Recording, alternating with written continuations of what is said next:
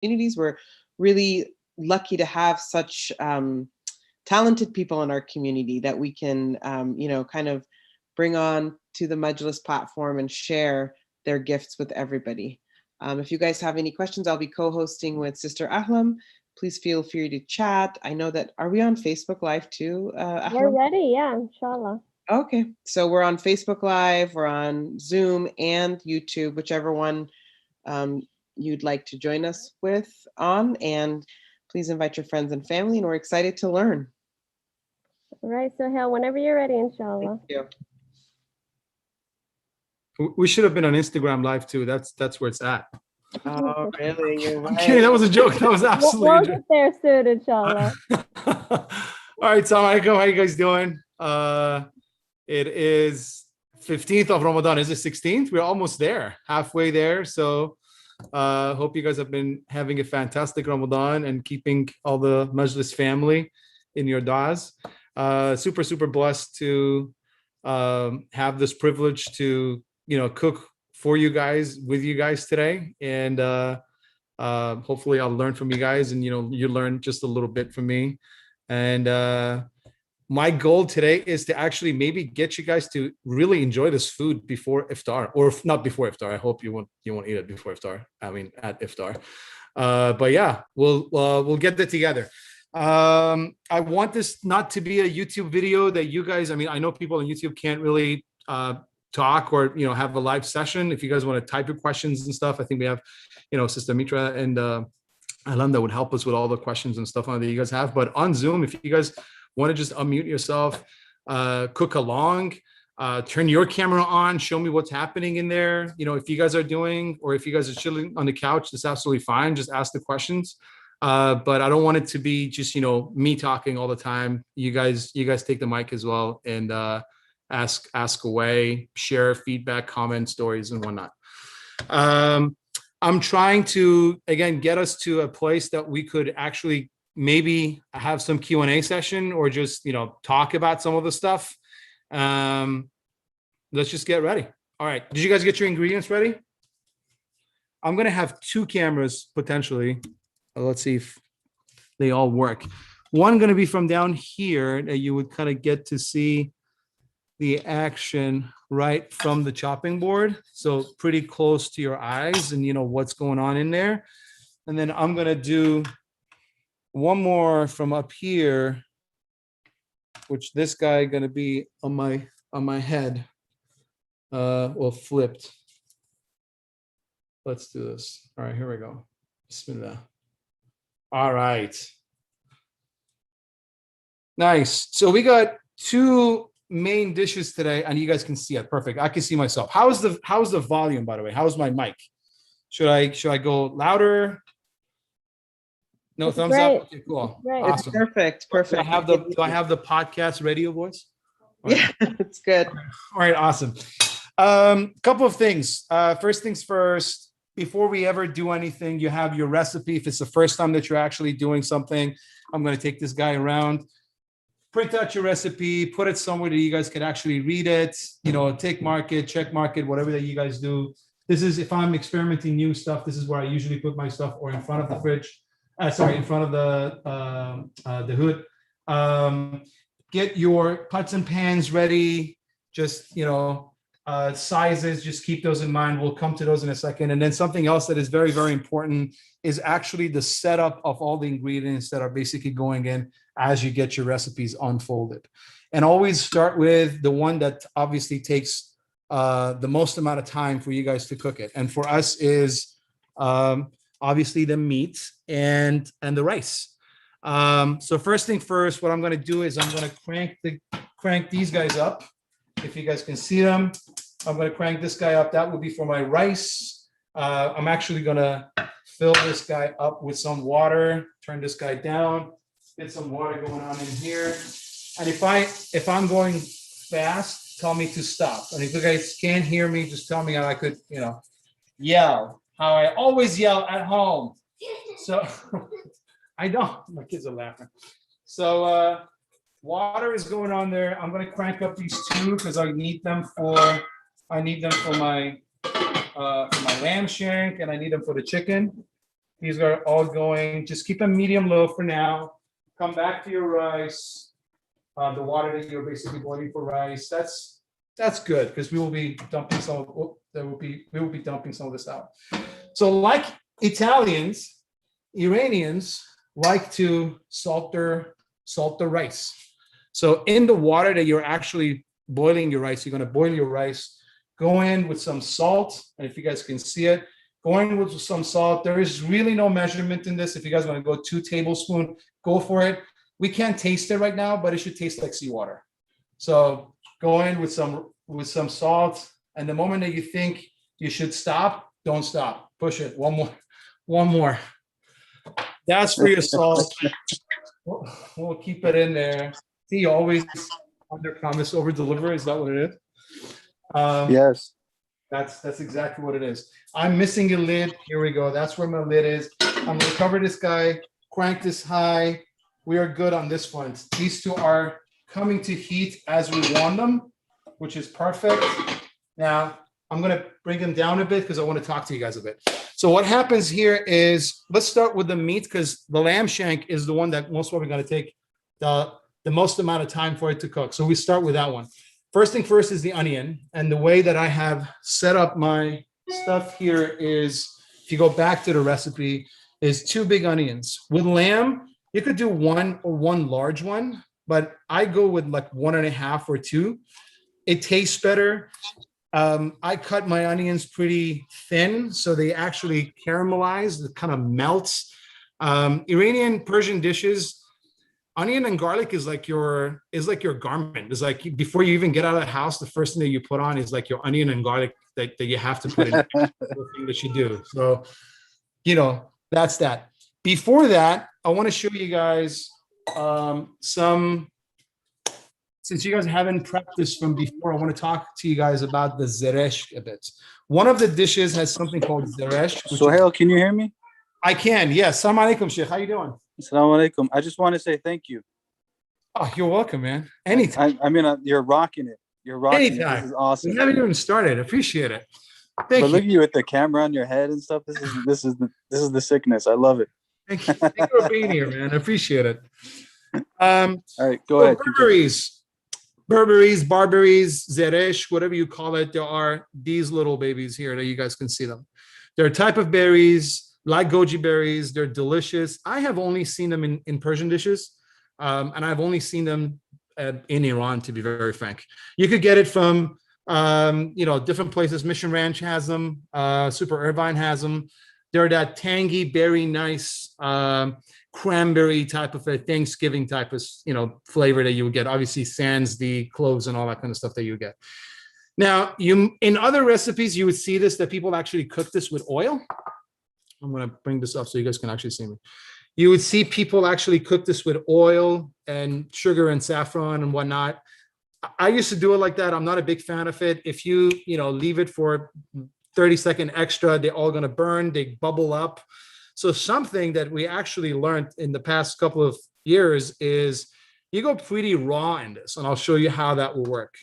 You get some ice on the fridge, dump it in there, and you need to brew your saffron. So also a little note about the saffron thing. Saffron, Iranians treat it like tea, how they add it to this stuff. They have to brew it. Some people go direct with the stuff. Some people actually just use their, pestle and mortar and just use some sugar in there to kind of, use those crystals to actually, get the saffron all nice and powdery. What I actually do, which works phenomenal, is again, I go get some ice and I cold brew it, like the brothers in Portland, how they cold brew their coffee. So cold brewing your saffron is actually beautiful. And I have done something for you guys before, which is this guy. the way that the color sits, there is no loss in color, and the smell and the taste just stays very, very fresh. It doesn't feel like, you have added color number 5 into your food. You actually feel like you guys should be here and just smell this. There is that intense saffron smell. Just cold brew it with some ice, and you're golden. I'm gonna add the so cold brew your saffron, and cold brew your cold cook your Zereshk. Couple of ice in this, if you guys can see it. I'll add 2. And again, saffron, just like ice. The moment that you think you should stop, just add 1 more. Soheil, how long does it take with the ice water? A couple of hours. That's actually a good question. If you want to, it's literally a couple of hours max. I've done it in half an hour. That has been like the best. The moment that your ice melts, you're kind of golden. You would see the color already kind of shaping in the stuff. I would say a couple of hours for the Zereshk, but I would say about an hour, half an hour for the saffron. And next you go in with some sugar. Now I put 1 ounce of sugar, which is almost equivalent to, I would say, a 1/4 cup or 1 tablespoon. Again, this is to taste. If you guys want to go a bit more, if you guys want it a bit sweet, go and add some more sugar to that one. We leave this to the side. You keep mixing it. The texture will look something like that. If you guys can see it, it kind of looks like this. Don't worry, this is going to come to its perfect stage as the ice starts melting down. If you guys want to have this sort of star, go ahead and do this, but maybe 10-15 minutes, you still have some ice and some sugar that is not melted. What you guys could do is just add a tad of water, literally like drops of hot water, and let it melt, and just keep stirring it, keep folding it, keep playing with it, and it will all come to the stage that you want it to. So we'll keep the Zereshk on the side. That's another thing that needs time, so we're gonna have that sit there. The water is still going. Now we're gonna get into our lamb. Let me just bring the lamb and the chicken out. Lamb and the chicken.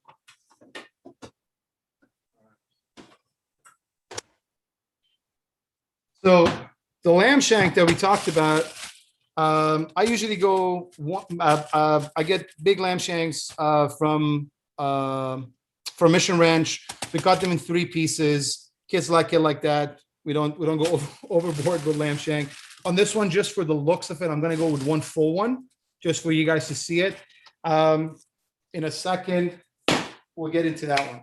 Before you touch meat, obviously change your boarding, your cutting board. There you go. And also sharpen your knife. Quick thing about sharpening your knife, you technically don't need more than 3 knives in your kitchen. 1 for paring, 1 for literally everything, which is your chef knife, a 9-inch or max 6 or whatever that you're in. And always make sure that it's sharpened. The way that you do it, you hold it on the side at 45 degree angle, and you just keep going up and down with it on the side. If you're not comfortable with it, you think you're going to cut yourself, hold it down from this angle. If you guys can see it, just go down a couple of times. That's very important as you get to cut stuff, as you get to work with your vegetables and the rest of the stuff that you do. Make sure you always have a very, very sharp knife. The chances of you cutting yourself with a dull knife is a lot higher than the chance of you cutting yourself with dull knife. Get another chopping board for your meat and chicken and whatnot. So you would always clean it, and it's always good to go, and you don't have any cross-contamination stuff that you would go. I'll get into this for a second. I'm just gonna keep this guys for a second up here. We get the lamb shank out. Hands are fresh, are clean. Meat is fresh, looking beautiful, mashallah. Very, very nice meat.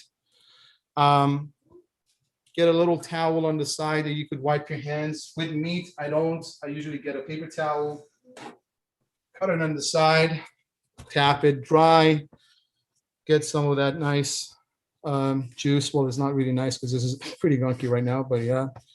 And never ever wash your meat, please. I'm gonna look in the camera and tell you guys this. please do not wash your meat and chicken. Please don't use vinegar or Clorox or any of that type of stuff to wash any of your meat. The chances of you getting cross contamination by doing that is actually a lot higher than any food poisoning or salmonella potentially with it. Get your knife. If you guys want that nice cut around that you kind of show the little bone there, and you have that huge meat there, cut your lamb shank from up here, just a nice round.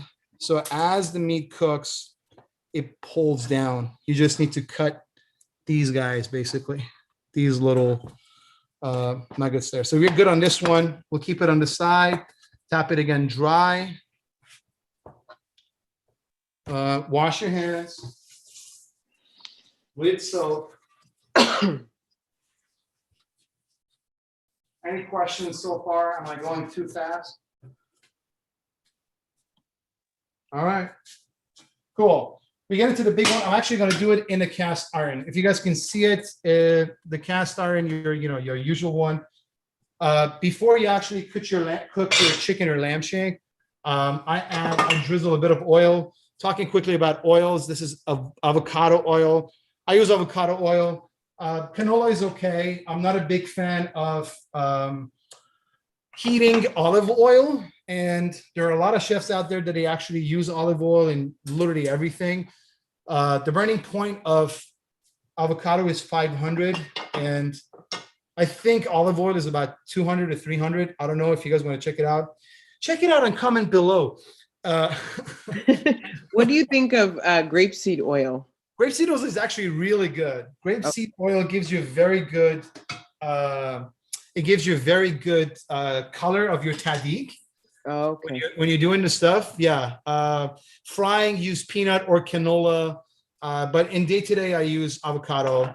At least that's what I tell my cardiologist. Anyhow, we go in with the lamb shank. I should have heat this guy up a bit. Let it get a bit of color. All we need right now is color. It kind of seals the meat.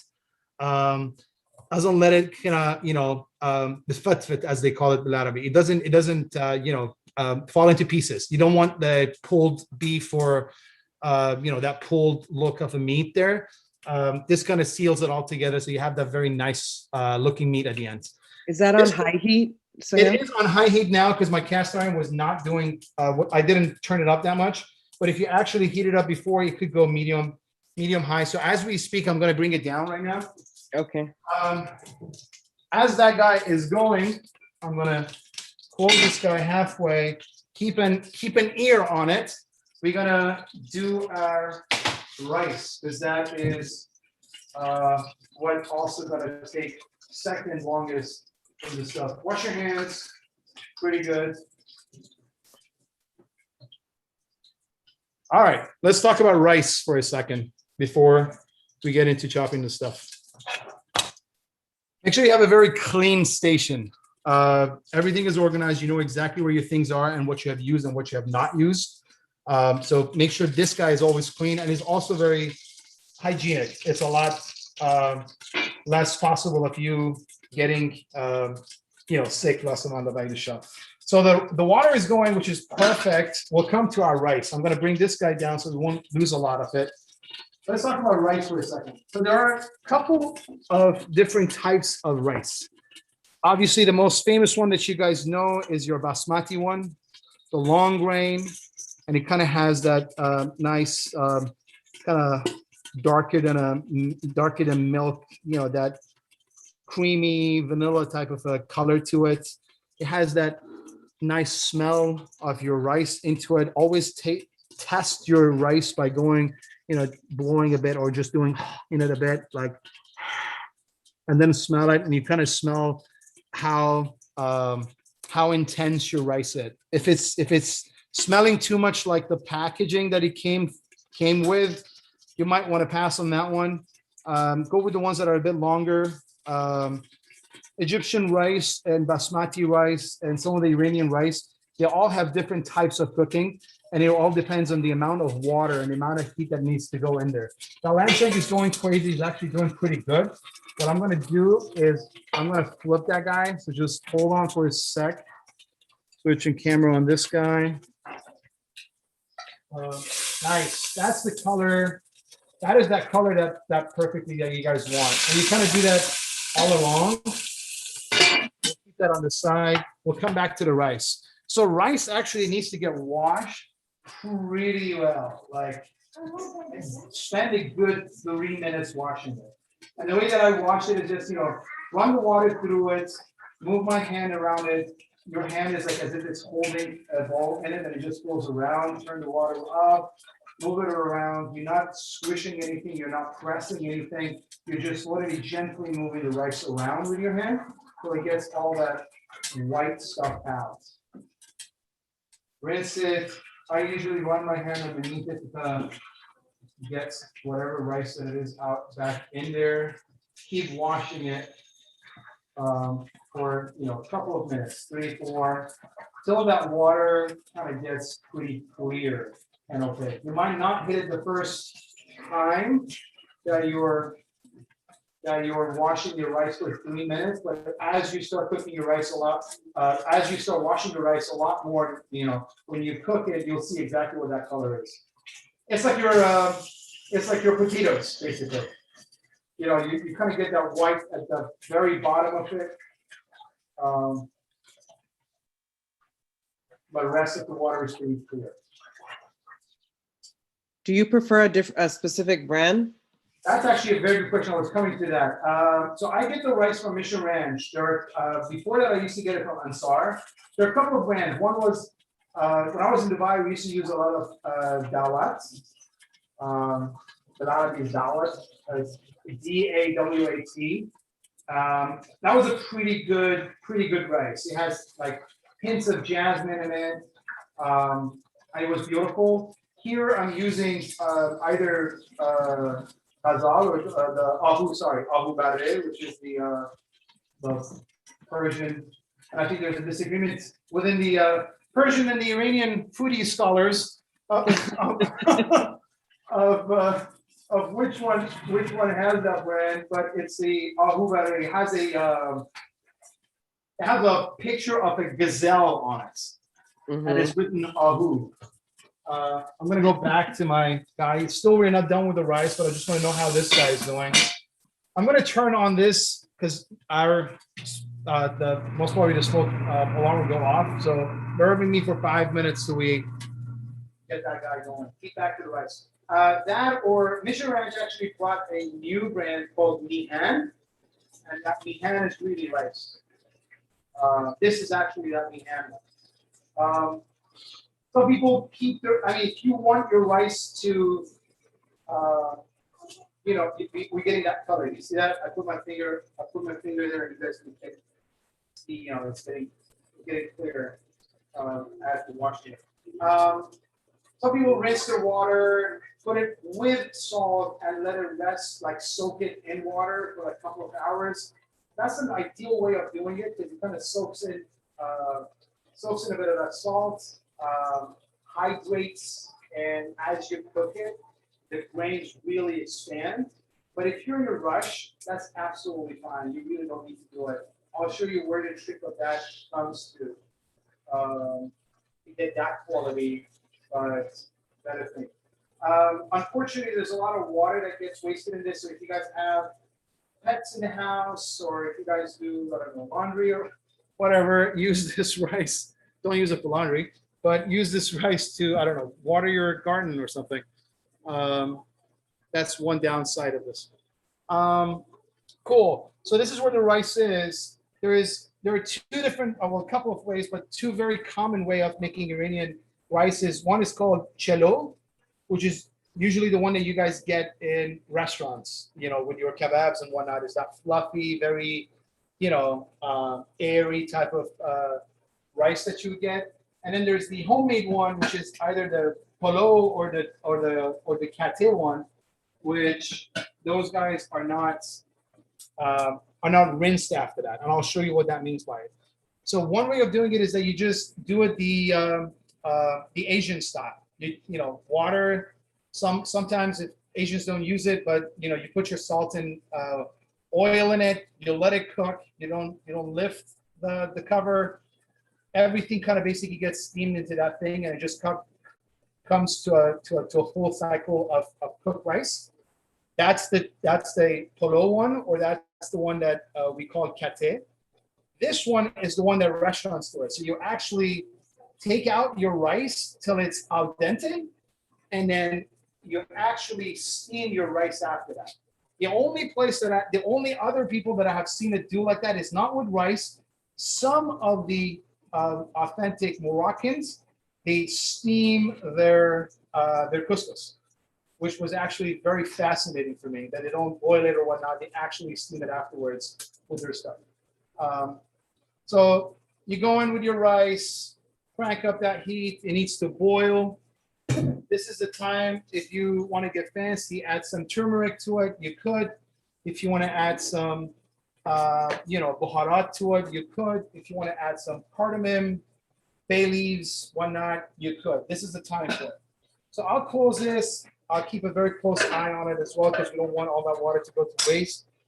We need to come back to the rice as it does its second dance. And what that one means is when the entire rice you kind of see starts moving around, and it kind of just feels like a very flowy movement of everything around it. It's the second dance of the rice, and we'll get to it. Very poetic, I know, right? Thanks for making that observation, everybody. All right, back to this guy. This is definitely a smoke alarm situation here. Can you guys open the door for me? Open the window for me. All right, here we go. Are you guys ready? This is doing great. I like it. Oh yeah, look at that color. Can you guys see it? Let me bring it out so you guys can see what's happening here. That's that color that you guys want. Can you guys see it? Yeah. That is beautiful. Looks good. So go in with that guy. This is the time that I actually add. This is the time that I actually add my herbs to it. So I usually go with a bit of cinnamon, if you guys like that type of a flavor, and some cardamom. I switch it with cinnamon. I like to cook it in cinnamon and not sprinkle it afterwards, because it gets that very sweet, again, Thanksgiving-y type of flavor, and I'm not a big fan of it. If you guys are gonna go for it, go for it. I usually go fresh, and they kind of get toasted in there. So a quick punch of these guys to get all the nice cardamom pods out and break those cinnamon. If you guys want to do bay leaves, if you guys are into that, do bay leaves. Very nice, good for you. Goes in, and these guys go in. This might need a bit of oil. Just add a bit of oil in that situation. Close it. Turn this guy down, not the rice, your lamb. And we are good on that front. If you guys want, you could add some turmeric to it as well. Turmeric is great. Obviously, there are a lot of benefits into it, digestion, all that good stuff that you guys already know, inflammation. There's another dish called abusht, which is meat with potatoes and tomatoes and some garbanzo beans. When you add the turmeric, it gets very close to that palate. I am personally not a big fan of it, so I don't usually put it, but if you guys want to do, go for it. Add a bit of that turmeric to it. If there are any Persians or anybody who has had that abusht before, or DZ they call it, in Persian restaurants, that's exactly what I'm referring to. Let's give this guy a nice mix with this guy. Oh, I'm sorry. You guys are okay? Yeah, we're good. We're good. Yeah, that guy in there. Colors are looking gorgeous. If you see a lot of crazy smell, that's exactly where you want it to be. Now, this is the time to come and do our onions, but since we got the board right here, I'm going to get into our chicken and get the chicken going. You have to just be here and smell all these great spices, man. Sorry about this. Is mashallah beautiful. This feels like a bazaar in Iran. All right, we're going to crank this guy up a bit. This is actually pretty good for the chicken. Chicken directly goes from this guy, and I got the thigh and the drumsticks attached together, and this is how I like it. This is what our rice is done. Move it to the side. We're getting very close to that second dance, so I'm just going to wash my hands. Come back to it. Back to the hallway. Perfect. Let's look at the rice. See, he always talks to you. Nice. He has done the first dance. They're all not coming up and down. It was just getting lonely. I just wanted you to open that door up for him. That lid. The colors are still there. It's not cooked at all. So we're gonna close it, maybe move it to the side and go back up with that temperature again. It's on high. It's gonna be all right. Come back to this guy. If you want to see whether your pot is sizzling hot, just get some water in your hand and just sprinkle on it. If you guys hear that sound, you're good. That means you're all going to be doing great there. Wipe your hands. Back to this guy. If you guys can see that chicken, that's a beautiful cut of chicken. Keep the skin on. That is a lot of good flavor there. Now, obviously, if you're health conscious, don't eat it, but keep it there because that is a lot of good flavors right in there, and it just absorbs everything in it. With this guy, I'm just going to go directly into the pan, skin face down. I didn't put any oil in this because this is already a non-stick. I'll add the oil when I get my onions and the rest of the stuff inside. But so far, this is doing actually perfect. It's non-stick. It will get there. I'm going to go with another one. Just for the looks, same thing. Goes in there. No salt, nothing right now. We'll come back to it. Wash your hands. Soheil, you want to share while you're cooking where you learned how to do all of this? I know we saw it in the little flyer, but for those viewers who don't know. Why? Oh, sorry. No, how, when? How? Absolutely out of necessity. No, I'm kidding. Yasmin is not around, so I think that would actually pass as a good thing. It all came down to honestly, my grandma. I don't know how much she was.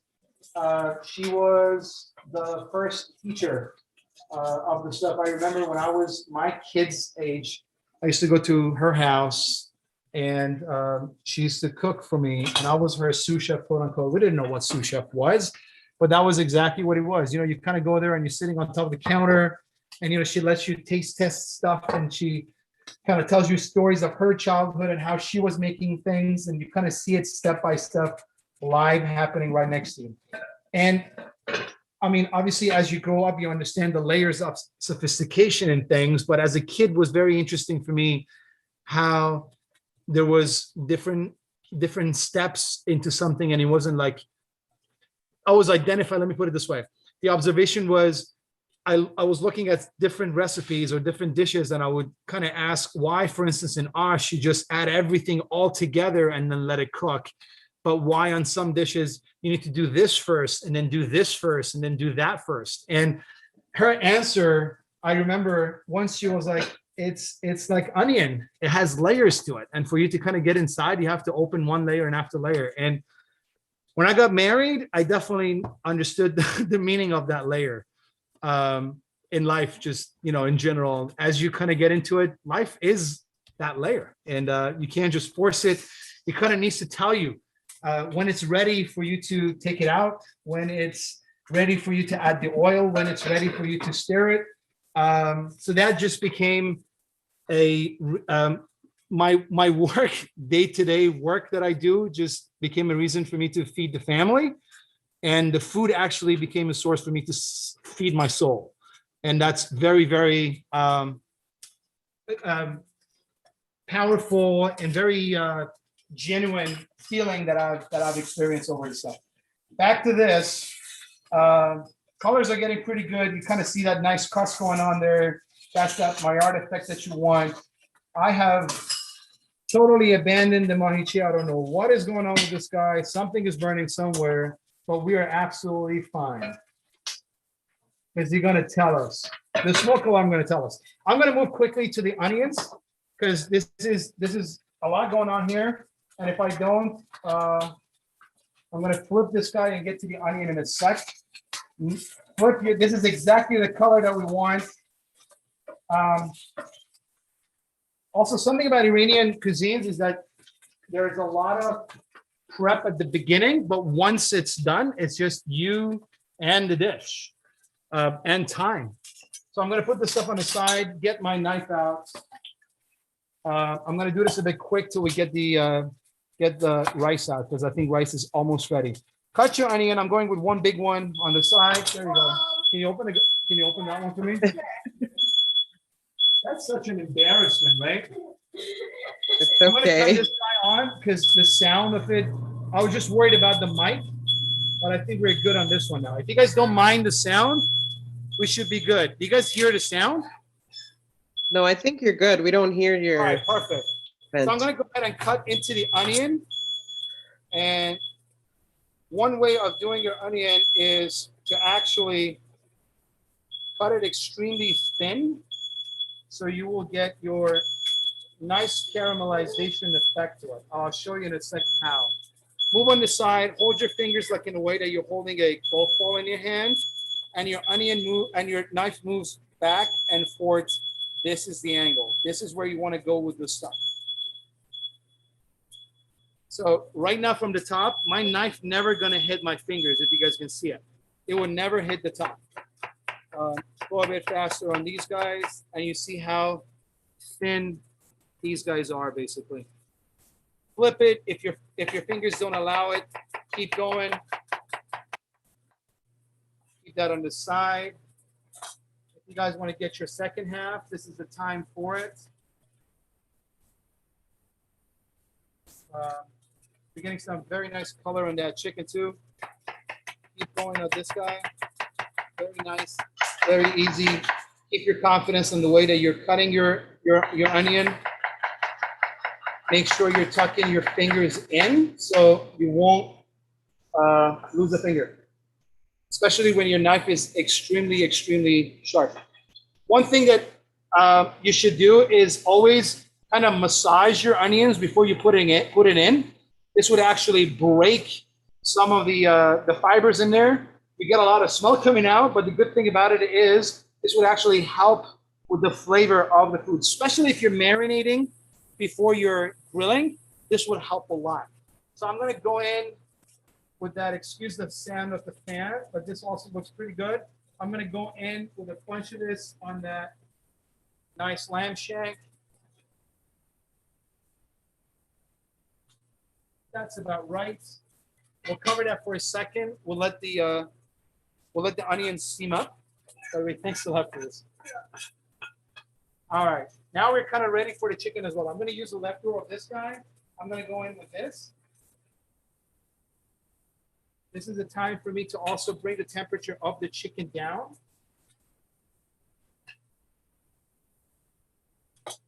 Temperature goes down and cover comes up.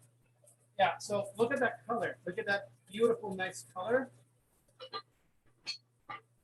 As soon as I add the liquid, I can turn the fan off. Sorry, I kept the fan off because I didn't want it to go off while the mic and stuff went on, but I think right now we're good. All right, perfect. What we're gonna do now is with chicken goes bell pepper, and it's delicious. If you're marinating it, if you're cooking it, just a bit of it. And I think a little goes a very, very, very, very long way. So don't be generous with bell pepper. If you guys like it, obviously, if you guys paprika eaters or bell pepper eaters, absolutely. If you guys like that very dominant type of flavor, go for it. But if not, just keep it like that. There are different ways of cutting your bell pepper. I know people cut it from the top here and then the bottom here. And then they take the stuff out. Some people cut it from half, get the seeds out from the thing. The way that I like it is actually pretty simple. From the top, from this corner, if you guys can see it, I hold the knife and I just let the knife do the work. I just let the knife do the work. And this is what you get. One more from this angle, maybe. I just very gentle on the side. Don't get a lot of that yellow or white. And I just let the knife do the work. So end of this, you will be actually left with this entire beautiful seed flour on top. And none of these have any of the seeds or any of the stuff that you want. Different ways of cutting this. We're not going to get into different cuts of vegetable style, julienne, and all that kind of stuff. We're just going to go actually julienne on this one because that's the one that makes sense. But we're not going to do it too thin or too finesse. Same story again. You're going back and forth with your knife. If you guys can see my other camera's angle, that's what you want, back and forth with the stuff. And the way that you're holding it is kind of not directly shaking hand with your knife, but you're holding it from the top, like you're pinching it from the top, from right here. So it sits like this. So you have room to maneuver with the stuff. Same story with this. And all this time is good cooking time. So don't worry about not adding water or any other stuff. I need to go back to the rice because I think now this is the time for it. Gonna go in with the peppers, keep the peppers in. Let's take a quick look at the rice. All right, yes. So kind of slow down. It's quiet now. You pick it up and you kind of see it. It has almost doubled in length, and you kind of see they're starting to move. If you guys can see it, you kind of see the rice is pulling from the sides, and they're kind of basically getting inside. Obviously, we can't taste it, but this is the time to taste your rice. It needs to be exactly that al dente that we talked about. This is what that grain is. If you guys, yeah, there you go. That's a nice zoom there. And if you press it down, it should kind of give you that exactly al dente feel. That is not smushing, but it kind of holds firm, but the sides are actually getting a bit softer. Now, if you're making the kate that we talked about, you just leave it like this, add a bit of oil, close it, low heat, and you're golden. So what we're going to do is we're going to do the restaurant style, right? Yes, I can just keep it there for a second.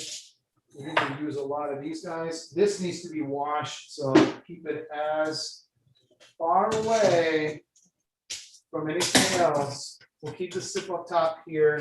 These guys will go back in the fridge. They need to get into the freezer, so I'm just going to go and pack them in the fridge.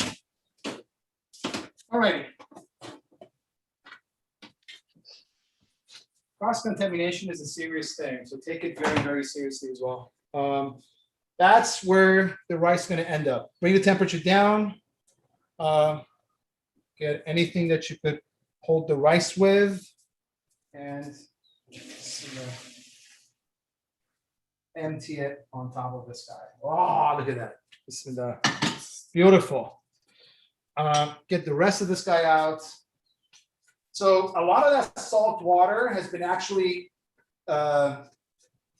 getting inside the rice, and obviously what we need, that was a very generous amount of salt. So what we need to actually do is we also gonna rinse it very quick with some cold water. Make sure it's cold. But also don't overwash it, that all the salt goes away. You can kind of gauge it from the color of the water that is coming from underneath the rice. You kind of want to keep a bit of that heat in there. I think that's perfect. I usually go like that to kind of see when and which part of the rice I get my fingers burnt. But that's beautiful. We just keep it like that. We're not going to lose a lot of that salt in there. We're just going to keep it as is. Come back to this guy, add a bit of oil. Again, this is a non-stick pan. If you guys are really into this Tahdeeg thing, I'm doing a collaboration with these guys called Caraway. These are the pots that you basically see right now. So far, they have done great. I don't want to promote them or anything at this level, but I'll report back of how they're doing. But so far, I've been really impressed with the Tahdeegs. I have one going on here, which I'm going to come back to it, and I'm going to show you guys. Before we go with this, we need some water for the mahiche. So we're going to go ahead and fill this kettle up. If you guys could add hot water to your mahiche, that would be the best. I forgot, as you guys can see, but that's absolutely fine. I also know people that they add ice to their. Look at that, beautiful, mashallah, very nice. They add ice to their stuff to kind of stops the cooking, restarts it. It kind of resets everything, which is kind of a fresh start for all the flavors to kind of marry each other again. Look at that lamb shank, mashallah. It looks beautiful. It's kind of pulling back. I want to get the camera so you guys can actually see that. Soheil, I have a question. Yes. I missed what you put in the pot for the rice. What kind of oil did you put? The good type. You gotta go back to the video, hit that like button, Have you subscribed, Sarah? No, I'm kidding. No.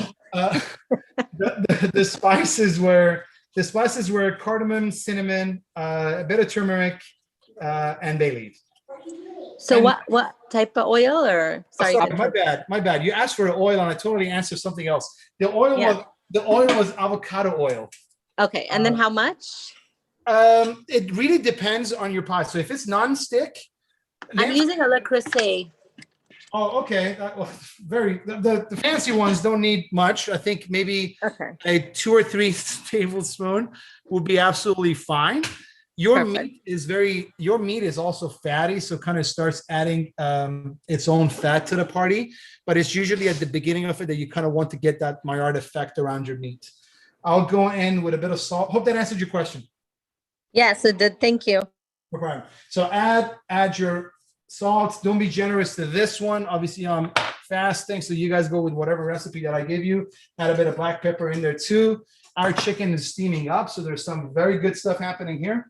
The smell is gorgeous. Everything's kind of coming together. So what we're doing right now, we kind of, if you guys can see, and now back to this guy. Now this is the time that you crank that heat up. You crank that heat up to the max. You close your pot. You make sure that nothing is stuck down there. You're pretty good on this guy. If you want to add your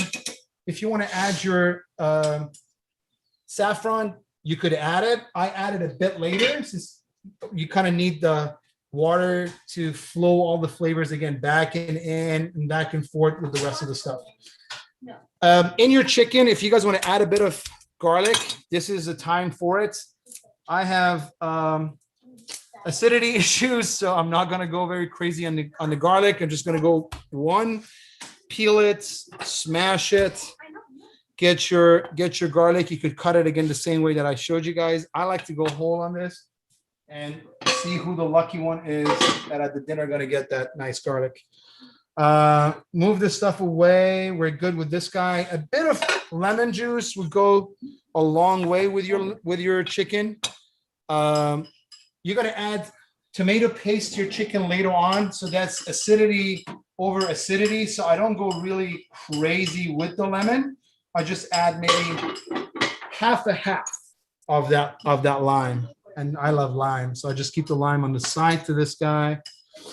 Back to the rice. So rice has been sitting here. And what I need to do is, I told you guys optional if you guys want to get a potato. We're going to do a potato Tahdeeg, right? And I'll show you guys how to do that guy. So Tahdeeg is a... We have a question. We have a question from a serious listener. Absolutely. What are you making? Hi, Chloe. Yes, How are you? I'm good. I'm making Zereshk Polo, and I'm making Mahiche. How are you doing? We have our cousins joining us from Chicago. Look at that. We don't really need to use this to say hi, but yeah. But that's awesome. All right, back to this. Good to see you, Chloe. Hi, Susie. So cutting our potatoes, this is the length that I go with. If you guys can see it in the other camera, this is the length that I want to go with. Maybe an inch or something. I'll keep this on the side. Just see the size of your pot. Go with another one on the side. Now, if you want to go very fancy, if you guys have people coming over and if you want to impress, what you guys can do is get some parsley or any other herb that you guys like and put it like this on the back of your potatoes. Can you guys see that? Wow. Yeah, it looks nice. So once you flip your rice, that's going to look beautiful.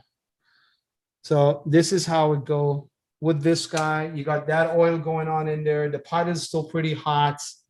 I'll get the potatoes, flip them back in there. So you're basically layering up one layer of potatoes, and then you're going rest of it with your rice. Potato Tahdeeg was my favorite growing up, and it was carb on carb. And imagine you're having like a stamboli, which is like potato rice as well. So you're having carb on carb on carb. And And yeah, and that was beautiful because you have that and you are living in cloud number 9. Just it was beautiful. Obviously family was very cautious of how much of that I'm eating. So be cautious of how much of this tahdeeg you're eating. And we didn't have non-stick, so it was like a lot of oil consumed in the way that we're doing our stuff in there. So we can go in back with the rice that we had, and we'll talk about some of the other tahdeeg. The point of your rice here is to actually create a little mini mountain on it. So there are sides to your rice, but there is also a nice peak to it. And the reason for that is you want the steam to kind of circulate from the sides, kind of coming up. My hands are clean and the rice is not that hot, but the sides of your pot is very hot. So be careful. You know what? Don't go too crazy. Just get your spatula, and do this to it at the very beginning. But if you want the tahdeeg to come out like a nice cake, after 5 minutes, just gently open these guys and put them on the side. And I'll show you that in a second. That's your rice, medium high. If you want that nice tahdeeg to go on, what time is it? 6:50. That's perfect. It will give you a very nice tahdeeg in about half an hour. We're good with that one. Chicken is actually going pretty nice. You kind of see that steam. Soheil, I have a question about the chicken. Absolutely. Did you add salt yet? No, I have not. Okay, so just the onion, bell pepper, chicken, Absolutely. and then garlic. Yeah. Yes. Okay. And just a bit of that garlic. I have And not. I put some lemon juice. Is that correct? That's very true. Yes, lemon juice. The reason for that is you kind of want to add your, I mean, obviously we're not tasting this in Ramadan, right? But your tomato paste, depending on where you get it from and whatnot, it contains a bit of salt. So the amount of tomato paste that you will put, also with the amount of lemon that you put, that acidity sometimes really cuts into that salt, and you don't want it to become too salty. You want it to be velvety with that salt and kind of have that finish of saffron taste. And I'll show you guys in a second. You kind of want it to finish with that. And you don't want it to be overpowered with tomato paste. That's why you kind of keep the salt at the very end. There is a myth that they would say if they add the salt at the beginning, it kind of stiffs up the meat. I'm not a big fan of it. I add it to my meat. I actually think meat is different than the chicken. I'm just sharing that myth with you guys. But yeah, there's also that there too. Soheil, your other camera is not on. The one on my head? Yeah, I think so. Oh, there you go. Now? Okay, Okay. my phone slept. All right, here we go. Yeah. All right, how are we doing? Good? Perfect. All right, perfect. All right, back to this guy. These guys are doing good. You want that color. You want that nice caramelized stuff. Now, quick about onions. White onion, more sugar. You feel sweetness, definitely. A lot more sweetness into it. Red onion, I love it. Eat it raw with salad and whatnot. Less sugar, less sweets, better crunch, I would say. I usually use it for meat, but for day-to-day cooking, I go with this onion. Cheaper, you get more for your buck, basically. And the sweetness, as far as you're not going crazy on the sweetness, is fine. And if you guys like that caramelized feel to it, it's absolutely all right with it. We don't need it because we're good with the amount of onions that we have there. I'll put it on the side. This is a time to kind of come back to the chicken, maybe crank it up a bit because you have already been sweating. That Mahiche is doing phenomenal. That's exactly what you guys want. I'm not going to open this anymore. Going to bring the heat just a bit down. I'm going to fill up the water so we can go back to your chicken. So how long do you cook the Mahiche total? Total, it really depends on the vessel that you're cooking it in, Okay. right? So if you're in a pressure cooker, it's most probably going to be half an hour to 45 minutes. Unclosed cast iron or Dutch oven will get you very close to a pressure cooker by 20-30 minutes. Okay. But as far as the meat is kind of falling off the bone, but it's not, again, very loose and kind of all over the place, you're absolutely good with that, and you could eat it. This one, we are 654. If I don't open it, if everything goes well, you should be able to eat it for iftar after you pray Maghrib. Okay. Or if you want to be safe, you could go to Taraweeh and come back. So Soheil, this is Haytham. Should I leave now and be ready on time if I come to? You could actually. You know what? What I was thinking right before this, I was thinking if you guys want. I mean, I don't know. We haven't done this, and I want to push it. Maybe we could do this for later. An idea was maybe we could auction the dishes. We could auction the dishes. Somebody will come and pick it up, and obviously the money will go to Majlis. That's a great idea. Just an idea. Think about it. I think we have the first one bidding on this, which is Haytham. So That's a great idea. that's good. Yeah, I think that's amazing because where else can you get like homemade? Where else can you get homemade authentic dishes like Afghan dishes, Persian dishes, Lebanese, Syrian or other people that will jump on this? And I think if we promote this, I think there's a business idea sitting there for us. There's like a little brother dash or Muslim dash sitting there somewhere. I think it could work along with Metra's mantu. There you go. So cool. That guy's going. I'm not going to touch it. We're just going to come back and add some saffron to that guy. We haven't added the salt to this guy. This is the time to go back to your rice. You kind of hear you hear it? You hear the sound? Yeah, there's that nice symphony of beauty going on there. So I just open up my rice just about like this. If you feel your rice is again not fully cooked and there's no steam to it because I keep on opening and closing it, you could add a bit of water to it at this stage. You kind of see, the rice is not fully cooked, so the steam is actually great for it. What I'm going to do is actually, I feel like I'm a bit under watered in this guy. I'm going to go back and just drizzle half the istikana of water. Literally drops of it. That's my measuring tool in the house. Istikana. I don't go with cups or anything. I go with pinches and istikanas. Cool. What are we gonna do now? We're gonna go back to our chicken. Chicken is doing pretty good. We're gonna add that tomato paste to it. I'll put that guy on top. Come back to your tomato paste. Get your tomato paste. And this is what I mean by this. I'll go to the istikana, add 1 teaspoon, 2 teaspoon, and leave it at that. If you guys want to go more, if you guys like yours a bit more tomatoey, add some more to it.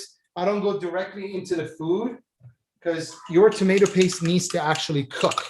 So I add a bit of water to it. So it will become like a nice tomato sauce than anything else. Tomato paste has this raw, if you just add it there, it has this intense raw umami kind of a feel to it, especially if you're adding it to your eggs, which I sometimes do. You got to cook down your tomato paste. And if you don't, it immediately shows in your dish that, the tomato paste was not really cooked. And if you overcook it, it burns. And that also clearly shows that your tomato paste was burned. But hey, it's one of the most forgiving ingredients also, so don't overthink it at all. So we're good on this guy. Has a very nice texture to it, very velvety. I gotta add it to the sides and let these guys have some fun, get to know each other, say hi's and byes and salam alaikums and all that good stuff. Flip the chicken so that sauce would get in there and give the skin a bit of rest. The camera turned off again. Did it go off again? Yeah. What about now? No? Oh. Actually, what? All right, here we go. There you go. Now better? Okay, cool. Yeah. Sorry, the phone goes into hibernation. All right, so that is that. So that's your chicken. We're gonna keep it there. I'm gonna come back and just add the saffron to this guy, and that's the saffron that we brewed. Well, I had brewed, but you guys haven't. Let's go back actually back to our saffron. Look what happened to it. The ice melted, and Jude was super kind enough to actually stir this for me. So you see that the actual Zereshk has started pumping up at it. as if you've kind of cooked it, but it's cold. The saffron is cold brewed. It's just beautiful. The taste and the smell is there. The sugar is all melted, and it's just beautiful for this. So you could keep this on the side. I'm gonna go with the one that I did this morning. So I'm gonna keep that there. That's our saffron. 1 teaspoon. Oh, we don't have any more teaspoons. I'm gonna go with tablespoon. So 1 full tablespoon in your mahiche, and a nice tablespoon, a bit less than that, into your chicken. Notice that I haven't added salt yet. And again, now this is not too complicated, or don't really think if you add rice, something's gonna go wrong. No, I think we're good now because the chicken has kind of, been in that water for some time. You could add it at any time that you want. But the whole point was to actually get our tomato paste just, settle a bit and not be too foreign into that dish. So if you guys notice, we kind of went pretty high heat on this guy first. And it was like all steam, and we had smoke situation for like a second. And then we had the rice that was all kind of there. And then now we're in the chicken. And that's exactly the order of cooking your stuff in there. See, the moment that you do your tomato paste, you see that beautiful orange color. Now it's not red anymore. It's not that opaque color. You added your saffron into it. The color is just beautiful. And it's already getting a bit velvety. I'm going to go add a bit of more water into this guy and let it sit in there because the sides haven't been really introduced to that beautiful juice yet. And once this kind of comes down, we are golden, which is the exact same time that we have on it. Now this is the time that you can bring the temperature down to medium low. Actually, keep it medium. Yeah, keep it medium. And then closer to our start, you can go medium low, but don't bring down your mahiche. Any questions? So technically, this is it right now. I have some stuff that I've cooked from the morning. I could start plating for you guys. Okay. But before that, if you guys wanna chit chat, ask some questions, concerns, comments, I take compliments too. If you guys. Soheil, I have a question. I'll give a compliment. You're doing great. Thanks, I appreciate it, Sarah. Okay, question. The rice, can you show me the flames? Because just to make sure that my heat is. So that's actually a very good question. Thank you so much for it. If you have a nonstick, right? If you have a nonstick, like especially this guy, go pretty low on that heat, right? Can you guys see it? Yeah. Yeah, like extreme low, like your simmer basically. Okay, so like a high simmer or a low simmer? No, like low simmer. Okay. But if you want to have this food, it's 702. Yeah, I think, when did you put it? So technically on a very low simmer, it would be good for like 45 minutes to an hour. But you can keep it at a bit of high simmer. And you know what you do? Here's a little trick for you. Although this is non-stick, but for it not to burn, just add a bit of oil. Okay. Just add a bit of oil. So the potatoes at the bottom would actually start cooking. Like you would get like nice French friesy type of stuff, and your rice won't burn. So just add a bit of oil to it. Don't lift it. There's something we call it dam koni, which these guys don't need it, but what it is essentially is to steam your rice. And how that goes is you get a tea towel. Oh, there you go. Yeah, there I am. All right. You get a tea towel, you open it up, you put your lid in the middle, and you go left, right, get this guy up, and this goes on top of it. And that's called the dam kuni. So all the steam and whatnot, it kind of gets trapped inside there. So it will kind of create a little mini oven for you. These are pretty awesome. I've done some good stuff with them. Like this one that is going back there doesn't have anything. I haven't even looked at this guy, and Nu turned up the heat on this one. Thank you. It's his birthday, by the way, today. So yeah, he's been pretty awesome having him scream and run around. while I'm doing this. But yeah, it actually doesn't need a damp cleaning. I'm going to keep it on just in case, see what happens. But yeah, if you think that it's not going there, your heat, add a bit of oil to it. So normally, Soheil, a question. Yeah. Normally you guys don't add oil. The Persian rice chalao doesn't add oil. Oh, we do. Oh, okay. We ghee that baby up. Oh, We ghee butter. I have butter here, which I'm going to actually add it at the end. So yeah, we ghee butter that guy up. Especially when we do like, tachin, which is like a separate Tahdeeg and whatnot, maybe another program, we'll do that. But these guys actually don't need it. They're non-stick on roids. So it's just going to be waste and going to be a bit easier on the heart and the rest of the stuff. So yeah. but the taste should be the same? The base, correct. Absolutely. Absolutely. Okay. You just get a crispier Tahdeeg. It's exactly like if you have rice cooker. If you guys cook in a rice cooker, especially the Asian ones, ones that you can't read the buttons or understand those are the ones that you want to get. If you flip those, you kind of see that beautiful cluster on it. That's exactly what that quality of these guys are. But without you like the pots? I don't, because the material used in them are not really good for you, to be honest. Like it's Teflon and all that good stuff. Again, I'm not promoting these guys. If they're good, I'll put it on Jeff's Kitchen on Instagram. Okay. It's a collaboration to kind of see, how things kind of turn out. To be honest, so far I've been really happy with their Tahdeeg. Like really, really happy with their Tahdeeg. I'm gonna flip one for you guys now and see what happens. I hope it's not burned because turn up the heat on it. But I just have one comment. Sorry, Soheil. The ones you're using are the non-chemical, non-Teflon ceramic ones. The way you made it sound is that this is the Teflon one, which is not. Just a little note. Thank you. That's exactly what the big boss said. Yeah, that's good clarification. Yeah, just the clarification, because yes, the regular non-stick are really bad for you, but the ceramic ones are supposedly a bit better. So yeah. Got it. Okay. Thanks a lot for that. Yes. Yes. So that's exactly what Yasmin said. These are the good ones. Those are the bad ones. If these are good, I'll tell you guys. If they're not, I'll recommend something else. All right. That was a TLDR of it. Cool. All right. Back to this. Any other questions? Anything? So the chicken is doing good. Come back. Maybe just braise these guys with some of these beautiful goody juices here. Let them have some fun.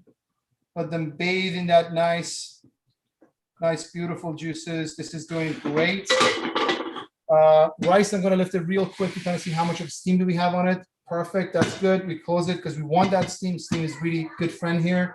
And the Mahiche, I'm actually very, you know what? 1, 2, 3. You guys ready? Let's do it. 1, 2, 3, but we're going to close it really fast. All right. 1, 2, 3. Doing great. Yes.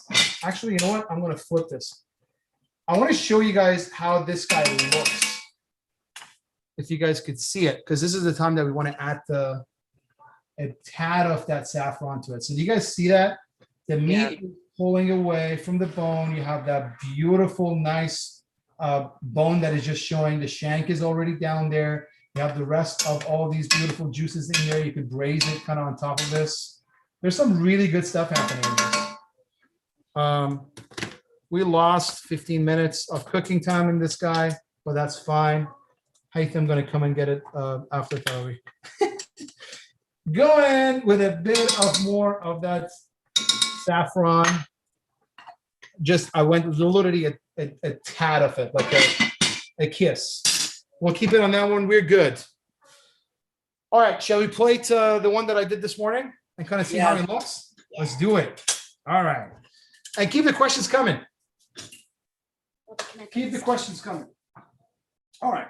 For us to flip this, I think you can just keep it there. Actually, yes. Do you mind if you maybe hold it? Where do you guys want the camera here? Do you think this is better? Okay,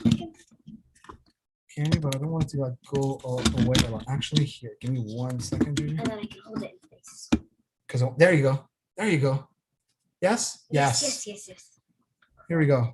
How are we doing on that camera? Do you guys like it? Do you guys like that angle? Looks perfect. Yes. All right. You know what? I'm going to actually bring my video settings. I'm going to bring the this guy down a bit. Yeah, so you guys should actually see a bit of those colors there. All right, perfect. So rice sits, so for you guys to plate it, also something for you guys to plate it, wherever that you sit your stuff. I mean, obviously if you're individually plating it, just make sure that you look at this as a piece of art, is your canvas. Things kind of need to look, can I just have it? Yeah, thank you. So you're kind of, your piece needs to be that way. So whatever that you do, the focal point of it should be up top there. I'm giving you a bit of a design thing. So that's your, basically the layout, the composition of your plate. Main stuff kind of sits usually here in this side, rest of the stuff are there, and you know, add a bit of colors on the side and kind of just bring the entire dish together. On this one, I mean, this is going to be a centerpiece. So from all angles that you will look at it, you should have something to look at. I'm going to add your mahiche and chicken all together into this. So one corner would be that, and one corner would be something else, but we'll get to that in a second. So that's where your rice is going to sit. One thing that we need to do is before we do anything to our rice, flip it or anything, this is extremely common. And if you guys have been to any Persian house, you will see this. They'll put the rice there. They will get a spoon, get the rice out, get some of that first rice, or if they have rice from somewhere else. Do you see the length of that rice? Yeah. I'm going to show you guys, mashallah, how. So this is one. Let me put my hand behind it so you guys can see it. This is one. Where did it go? This is 1 grain of the basmati rice, which is pretty good for a rice like this quality. All right, cool. So we put a bit of that in there. Get your rice a bit fluffed up.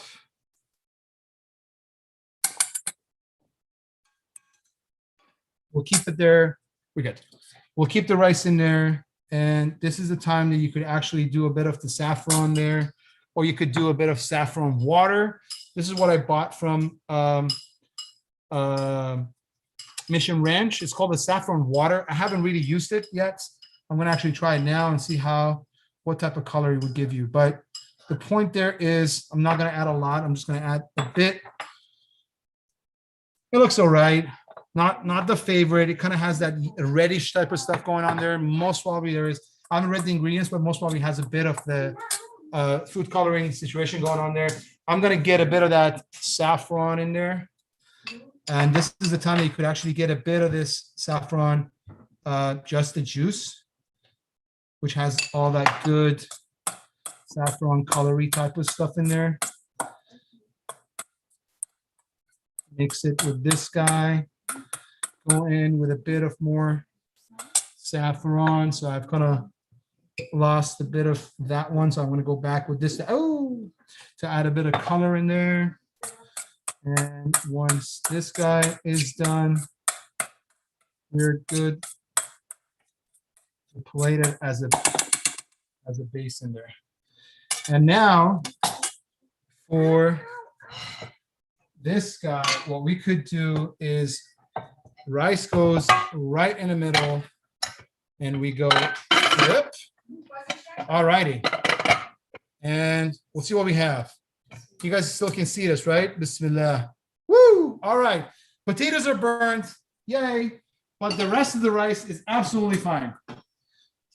You could take this guy away. That's a little gift that Nuh gave me today. Excuse me for this. But this guy should actually look pretty. This should actually look like the color here. And the reason for that, I think back to your point, Sarah, this is actually a good, very good learning.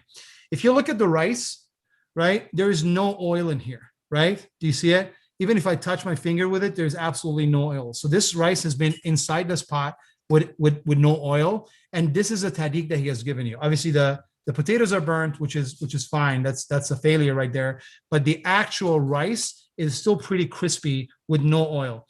Had I add extra oil at the bottom of it, the potatoes wouldn't have burnt and it wouldn't have been this color. It would have been a bit golden color and obviously not have the taste of a burnt potato there. Do you see that point there? No? Yeah? Yes, All right. yes. Cool. So yes, nothing is perfect. We're good with that one. What we're going to do is we're just going to get this guy, not freak out.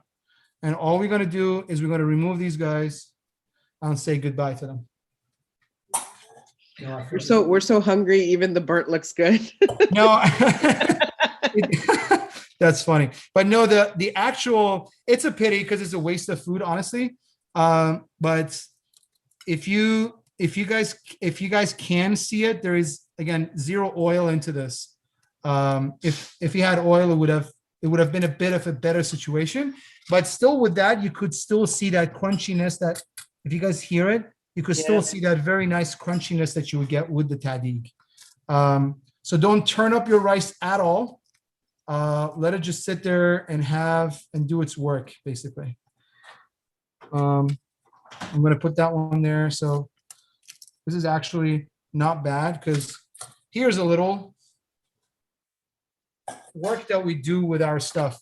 This is the perfect time for us to actually add our saffron on top of this and patch it up as if nothing has happened. Right?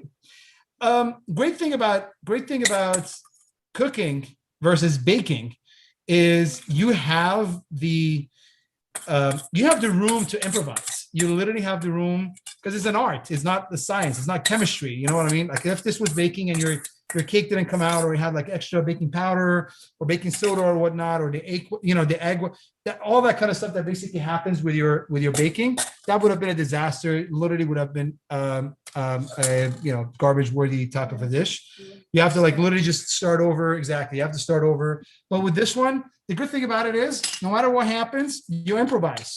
If the salt is too much, you add a bit of water, you add a bit of starch, you add maybe a bit of citrus there. If it's too spicy, you add sweetness to it, or you add tanginess to it. And trust me, no one's gonna notice. So look at this. We're already, look at this beauty. We already fixed it. We already patched it up. It looks good. It's a design by itself. I'm gonna look at my chicken. The chicken is doing pretty good. I'm gonna put it up here. Maybe flip these guys once. So the other side, oh, look at that color. Look at that color. So one thing that we forgot was to add seasoning to this, right? And I purposely kept it to the last to just show you guys that there's no problem in adding your seasoning at any time. So going with your salt, going with your pepper, let it sit for a minute, and then flip it. How much salt should I add? To taste. For 2 of them with that thing ratio, I think I gave 2 teaspoons. Okay. Shy of 2 teaspoons is actually good. I would even go a bit maybe less because you have the tomato paste and you have the stuff. It's always better to add less amount of salt and then gradually add to it than to have something that is like pretty in your face. So I would say go with 1 teaspoon and then start adding later. So this is the chicken that I made this morning, and your color would get into this very soon. Adding a bit of tomato paste, I went a bit easier on it on the one that we made. So this is your, if you guys can see it, this is your tomato paste with the onions and the goodies that are in there. I'm gonna bring it out and just plate it for you guys so you guys will see what's going on in there. Again, the amount of color, the amount of tomato paste, all those are to taste. This sits on top right here. These beautiful juices, do not waste them. Get a bit of this guy and add it to your sides a bit to get your tahdeeg a bit wet also. Give it a bit of a space as you're going to come back and add some Zereshk Polo on top of it. Obviously, this has a different flavor, so I'm going to rinse this guy off. Go back, dry this, and bring our Mahiche into this. All right, look at that. Beautiful. So you guys could serve the Mahiche separately in another plate on the side. non-Persians actually tend to like Mahiche with Zereshk Polo. Yasmin is definitely one of them. So add it. It's just beautiful. So that is your Mahiche right there. I'll keep it with this guy on the side. So we have that going on in there. Please take a picture of it when you're done. I'm sorry? I said take a picture of it, send it to us when you're done. So, It's very bad lighting now, but yeah, I'll do it. yeah, when you have a chance. Yeah, for After. sure. Looks Soheil, really I have one last. Oh, sorry, Metra. No, go ahead, Ahel. Oh, I have one last question about the rice. If I don't want to flip it like a cake, how would I? Just get, if you, again, depending on your stuff, if you have non-stick, just get a wooden spatula or anything wooden, so it will not, like scratch your sides. But if not, just do it exactly as the rose mustard, like how you serve any other rose, like on top, put a bit on the side, and then create a little. So if it doesn't come out like this, create a little like a drop or an oval or just do a little mountain that basically sits on top. You know what I mean? However you want to do it, like a cone style, and then add your zereshk and add your saffron and all that kind of stuff around it, and that will look beautiful. Awesome, thank you. No problem at all. And then get some of this caramelized, beautiful goodies on top of it like that. That is just beautiful. All right, this goes to the side. That chicken is doing beautiful. Let's go back and flip these guys with that nice salt there. They're getting a bit of a beautiful, nice color there. That skin, definitely your friend. Don't let it burn. Or I mean, burn is good, not burn, but let it get a bit of a color there. So you see from the size that this actually is now asking for more water. It's like, please feed me. Please give me a bit of water. So we're going to add maybe, again, a half a teacup of water into this. The same one that I used with this guy would be absolutely fine on the sides. That is gold. You don't want to lose that. Although it looks black, but that is gold. That's where all the flavors are. If you see all the haram videos, that's where they add their wine and whatnot into it. So they would actually deglaze your pan. You could do it with chicken stock. You could do it with a bit of water. You could do it with vinegar for like molokhia and whatnot. But this is how you want it. And this sits there. You could bring the temperature down to now simmer and let it sit till you get the iftar. We'll go back to this guy and finish it off with just some nice dollops of zereshk around. Be generous, be scrappy, have fun with it.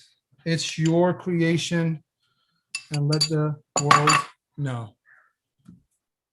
Wow, mashallah, looks very, very delicious. Any other questions? Ahlam, do you have any on the chat before we let people go off to get ready for their iftars? I think we have 10 minutes before iftar, so. No, everything's good. Jazakallah khair. MashaAllah. Any other thoughts we need to know, Soheil? Anything? No, I think if you guys actually want to take some pictures of what you guys have done and send it to me. Sorry, excuse my hair.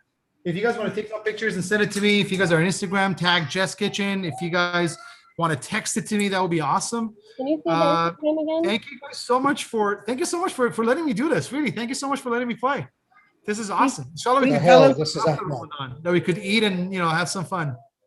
What was your Instagram? So this is Ahmed. What is your address again? What is your 140 Desert Bloom. 140 Desert Bloom. No, but where can we follow you? It's on jess.kitchen. And you can I'll put it on the chat here. It's called J. I haven't really posted on it because life happens. Are you still doing your catering? No, I actually turned it. So that was a test kitchen. Kind of just, test some, recipes, test the market and whatnot. I honestly don't have anything planned. I think I'm just feeding the soul right now. Feeding the soul right now till maybe something happens. Obviously, Corona didn't help. But the good thing about it is that Corona actually, I feel, has the potential to redefine the food and beverage market.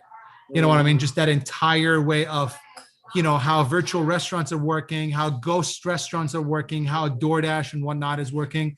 I mean, you guys are family. This Majlis is family. So what I have been kind of thinking about is to do home cook, more spotlight for home cooks around, and have those guys doing DoorDashes. You know what I mean? So if you want Thai food, or if you want Palestinian food, and there are a lot of sisters, there are a lot of moms, there are a lot of aunties that are already doing that.